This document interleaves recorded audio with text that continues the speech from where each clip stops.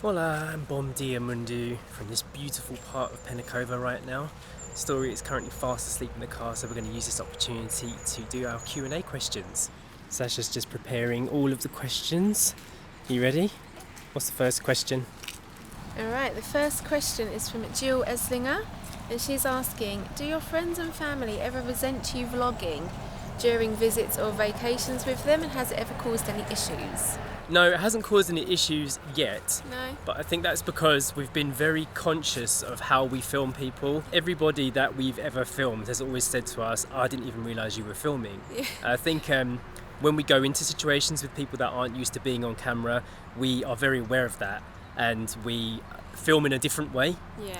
We tend to give people a heads up if it's the kind of new thing for them, so they're a bit prepared, or it gives them a chance to say no, they don't want to be filmed or something, and it hasn't caused any issues, no. And also though, there's been times when we've met new people and we just don't turn up with a camera. Yeah. Because we don't want to be those people that always turn up with a camera, because it would be awkward. Yeah. And people won't understand what's going on. Yeah. So we gauge situations before we go into them. It depends on the person's confidence. It depends on if they've been filmed before, if they film themselves. So you may notice that when we meet up with certain friends, we film in a different way. We don't talk to the camera as much. We'll perhaps record some scenes and then talk over it later. Yeah. We've And got also, methods for it, haven't we? Also it gets a little bit weird for us that if we're out in a new situation or a new place and we're talking to the camera, it can look a bit strange, and it makes us feel a little bit like we want to be a bit insular with it, so Yeah. we don't brazenly vlog Yeah. when we're out and about generally anyway. You may have also noticed that we don't really vlog that much in public places. Well, not like this, like looking into the camera and shouting Yeah. much louder than usual to make the sound proper. Yeah.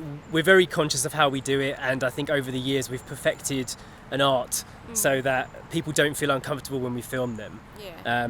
But generally we gauge it. If somebody seems uncomfortable before we get there, we just won't film at all. Yeah. Jill also asked another question. How is Sasha's friend Jill doing? Haven't seen her for a while in the vlogs. Jill's fine, she's great. She has been busy this last year, so she hasn't been out to Portugal for a visit. She went to America for a nice big trip, and she also trained as a equine and canine sports massage therapist this year, so she's now in the process of setting up a new business doing that. So if anyone has any horses or dogs that would like massaging, you can go and check out Jill. It's called the Holistic Horse and Hound, and she's on Facebook and Instagram. So yeah, but Jill's great, thank you for asking. Alright, next up is a question from Cindy Gagnon. Hope I pronounced that right, Cindy. I live in northwestern BC, Canada. I was wondering, have you ever been to Canada, or are you planning to visit in the future? P.S. Love your videos. I would love to go to Canada. Yes. I've wanted to go to Canada ever since we did our road trip in America back in 2009. I'd love to road trip around. I'd love to see the beautiful views. I've seen some amazing photographs of Canada, and we've just never got round to it. I mean, we moved to Thailand and now we're here, we've got a baby. But yeah, as soon as our budget allows, we would definitely want to come to Canada and see. It's been on the list for a while, hasn't it? It has. We haven't been yet, but we would love to, especially British Columbia. I bet that is absolutely stunning up there. Yeah, you'll have to let us know what time of year is best to visit, and then we'll try and see if we can get round to it. Yeah. Mary McIntosh says, Story says hola perfectly. How many Portuguese words can Story say? Well, she says hola and she says ciao, and she knows when to say them in the context. So that is basically it. No, she also says abóbora. She does say abóbora. She doesn't know what a pumpkin is, but she knows what an abóbora is. So yes, abóbora is Portuguese for pumpkin. She says that randomly because I don't know why she says that over other things. I think we just taught her that before we taught her pumpkin, and now that's become pumpkin. Yeah. We actually also met a Portuguese speech therapist when we were in the health store in Viseu. a while ago now, and we got into a good conversation with her, and she actually encouraged us not to try and teach Story Portuguese and to leave it for when she goes to school or just as she picks things up, like in general growing up. Because she said if we were to try and teach her, we obviously don't have the correct pronunciation or the accent, and Story would get confused or she'd end up sounding really strange. She said it would actually stumble her learning Portuguese if we tried to speak to her in Portuguese. So we just, if she picks things up generally, we just let her say them.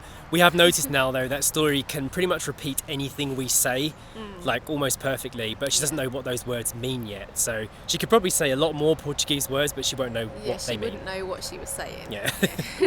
Just going to do a quick Story check, see if she's still asleep. How's she doing? She's asleep still. Okay, answer the rest of these questions. So next we've got a question from Michelle Rodriguez. Have you thought about what you'll do when Brexit happens? Have you been warned at all about your residency status? There's been no official warnings.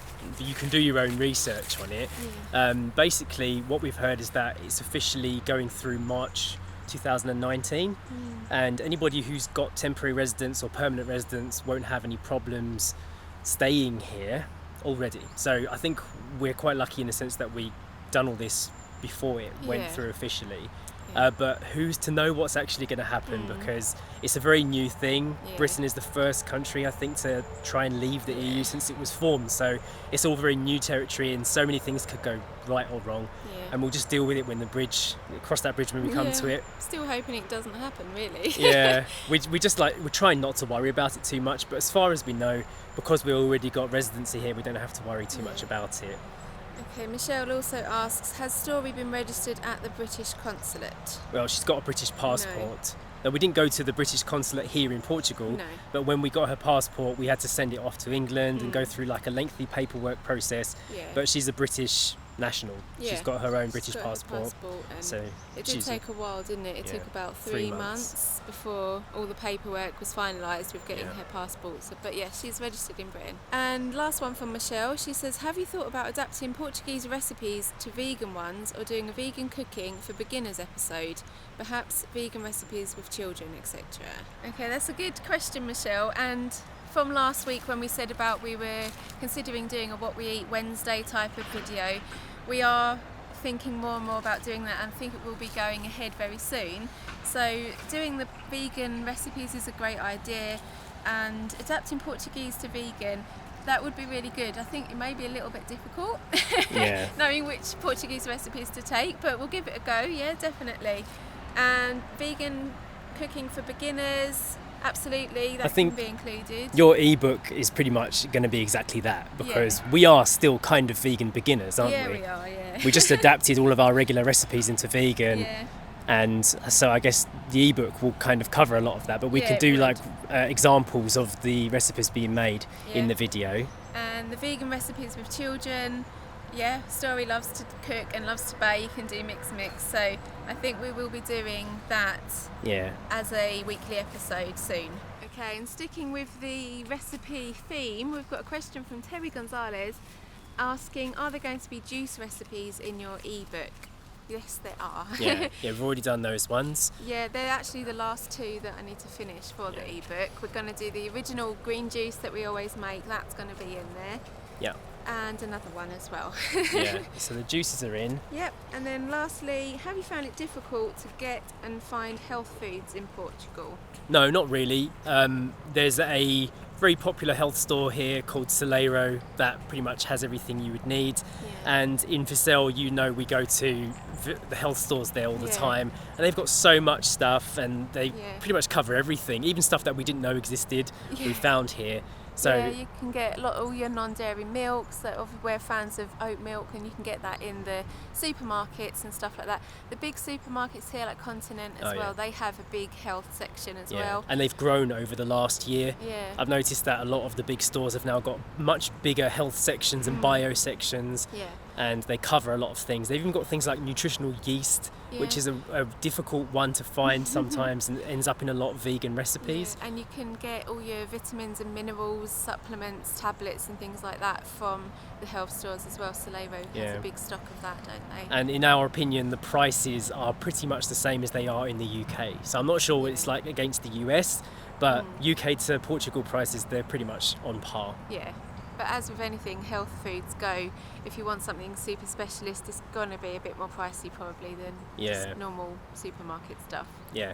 I believe that's it, isn't it? Is that all the questions for today? Yeah, that's all the questions for today. Right. If we haven't answered your question now in this video, maybe it will find its way into next week's one instead. Yeah, and if you're interested in asking us questions, you can become an 8 miler by clicking the link up here, and then you can ask us anything, and we'll get it answered in the next Friday's video. Thanks for that, and we'll see you next time. Bye! Bye!